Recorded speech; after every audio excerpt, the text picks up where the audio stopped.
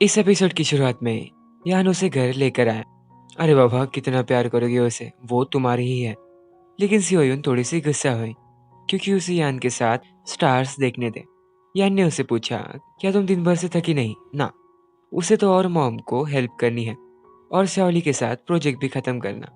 जैसे ही यान ने शाओली का नाम सुनते हमने उसका एक अलग ही रूप देखा।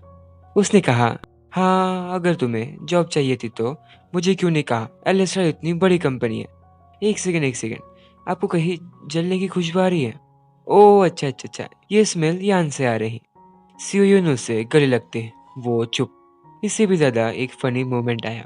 वो दोनों आखिरी किस करने पास आए और आते ही सीट बेल्ट की वजह से वो दोनों ही अटक गए। देखो, गॉड भी कह रहे हैं कि बस बहुत हो गया।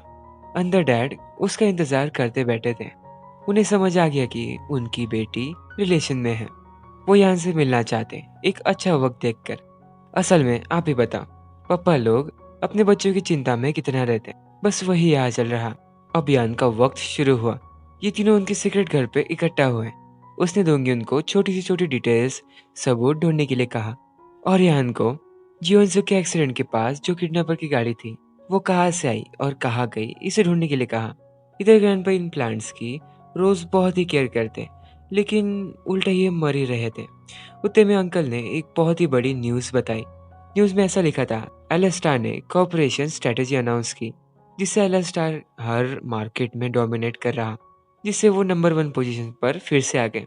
ग्रैंडपा इतने खुश हुए, मतलब यान ने पूरे मार्केट में के कंपटीशन को खत्म कर दिया।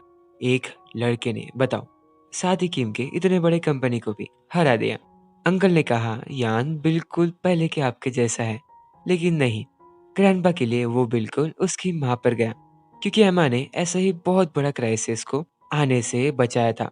हमें पता चला एमा ने ग्रैंडपा के अगेंस्ट जाकर यान के पापा से शादी की थी। सीधे शब्दों में ग्रैंडपा को उस पर बहुत प्राउड है, लेकिन उतनी ही चिंता भी।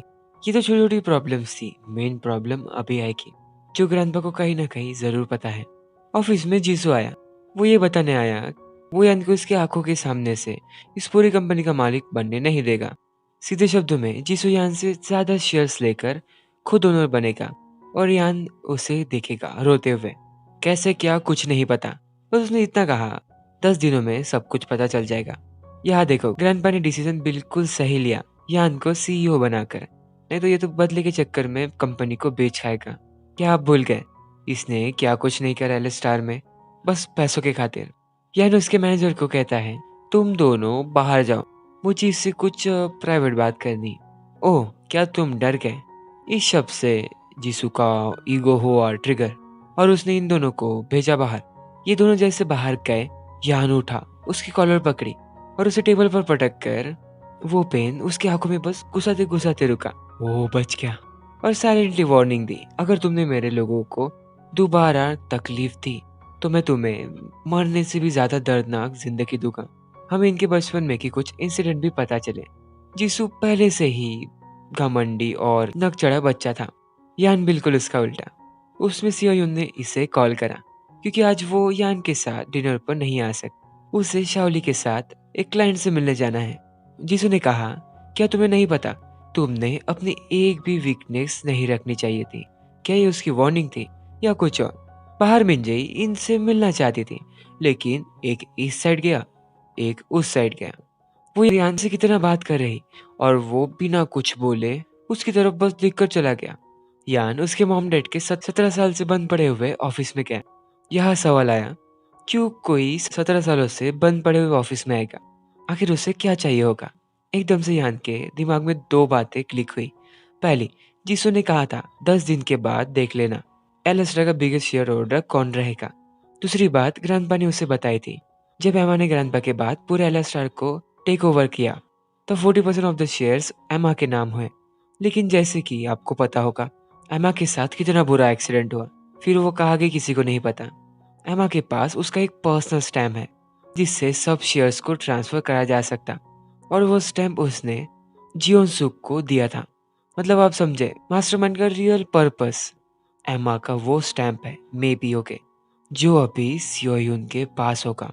यान ने दोंग्युन को जल्दी से कॉल करके सब कुछ छोड़ जियोनसू के यूनिवर्सिटी के सीसीटीवी चेक करने के लिए कहा। एक्सीडेंट के पिछले 10 दिनों से एक्सीडेंट के दिन तक इधर इन दोनों की क्लाइंट से मीटिंग चल रही थी। उसमें यान ये देख चलना शुरू हुआ, इसलिए वो उसकी बिल्कुल भी इशारों का जवाब नहीं दे रहा। इनके यही इशारों इशारों के झगड़े झगड़े में सियोयून ने बहुत ज्यादा ड्रिंक कर ली, इतना कि पार्किंग में उससे यान को कॉल भी नहीं लग रहा था और वो इस वजह से रोने लगी। यान पीछे से हंस रहा। अचानक एक कार से 4 लोग उतरे।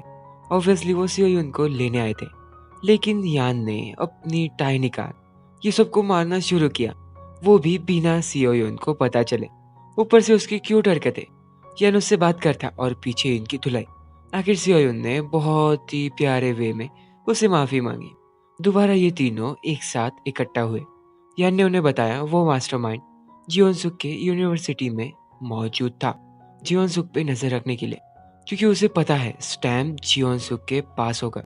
इस वजह से उसने जियोनसुक को किडनैप करने की कोशिश की, लेकिन गलती से उसने सियोयून को उठा लिया। सिंपल शब्दों में यहाँ सभी कड़ियाँ एक ही जगह जुड़ रही। जैसे कि आपको पता होगा, जियोनसुक से आखिरी मिलने वाला व्यक्ति सियोयून ही थी, सो वो स्टैम्प जरूर सियोयून के पास ही होगा। डोंगयुन ने कहा तो जाकर उससे पूछ लो ना, लेकिन नहीं, यान फिर से सियोयून को किसी खतरे में नहीं डालना चाहता।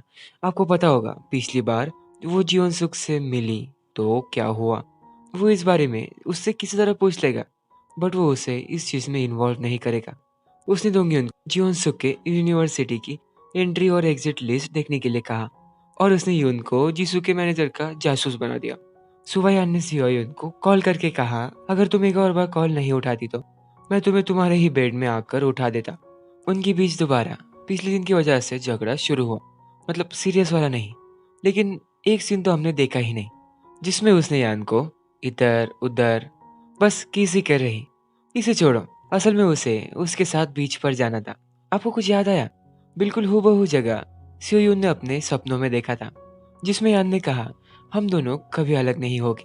इधर भरी सुबह में ये ड्रिंक कर रहा, क्योंकि उसने पिछली रात गलती से इन दोनों को देख लिया था।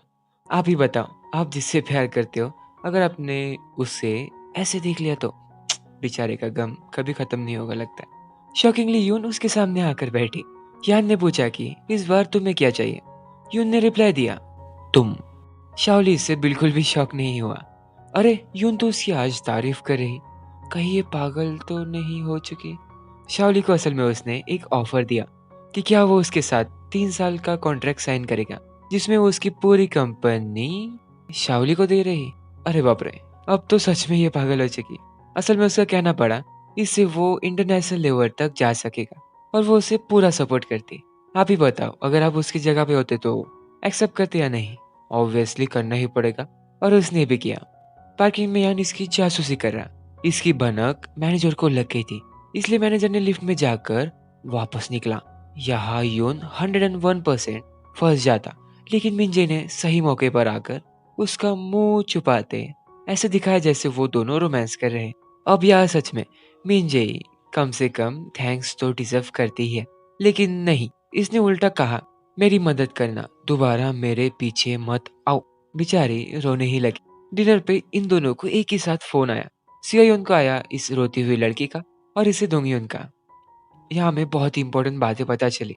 सियोयून का एक्सीडेंट होने से पहले जीसू का मैनेजर, मतलब उसका राइट हैंड, दोंगयुन को उसकी जियोनसुक की सिटी में एंट्री मिली मतलब वो उस सिटी में गया था और यून ने भी किसी को डॉक्टर ताई के पास भेजा था जियोनसुक की मेडिकल रिपोर्ट्स लाने। हाँ, लेकिन उसने वो वापस कर दिया। मीन्स इन्होंने जो समझा वो बिल्कुल सही है। स्टैम के बारे में जीसू को पता था कि किसके पास ये है, इसलिए उसने जियोनसुक को पकड़ने की कोशिश की होगी, बट वो फेल हो गया। सिंपल में अब सब सियोयून के पीछे है। यान ने उसे वादा लिया वो हमेशा उसका फोन उठाएगी और कहा जहां भी तुम जाओगे प्लीज मुझे बताकर जाना, क्योंकि वो सच्चाई नहीं बता सकता। आपको पता है सियोयून यहाँ आने से पहले ग्रैंडपा से मिलने गई थी। पहले पहले तो उन्होंने इसकी काफी टांग खींची, फिर उन्होंने समझाया कि उन्हें पहले से पता था कि तुम दोनों एक दूसरे से प्यार करते हो। उनके बाल ऐसे ही सफेद थोड़ी ना हुए हैं। उन्होंने कहा तुमने मुझे ग्रैंडपा कहा था और मैं तुम्हारा ग्रैंडपा ही रहूंगा, क्योंकि तुम मेरे ग्रैंड डॉटर जैसी हो और हमेशा रहोगी। तुम्हारे वजह से हाउस ऑफ जुआंग में फिर से होप आई है। और क्या, ग्रैंडपा की तरफ से तो फुल रेड सिग्नल है। सो जिस तरह आज दिन भर यान ने हरकतें की, सियोयुन को थोड़ा थोड़ा डाउट हो रहा था, क्योंकि यान बिना मतलब के कुछ नहीं करता ना, इसलिए।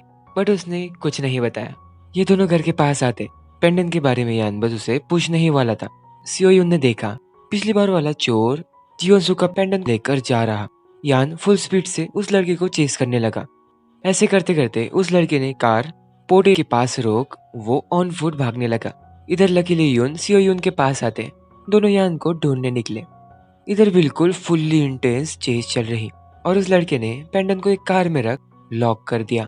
यान किसी तरह लॉक को तोड़ अंदर घुसा तो ऊपर से उसने एक कार को यान के कार के ऊपर छोड़ दिया।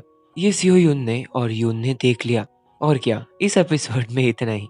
अगले एपिसोड जल्द ही आएगा। तब तक के लिए लाइक जरूर करना प्लीज और सब्सक्राइब जरूर करो। Bye bye.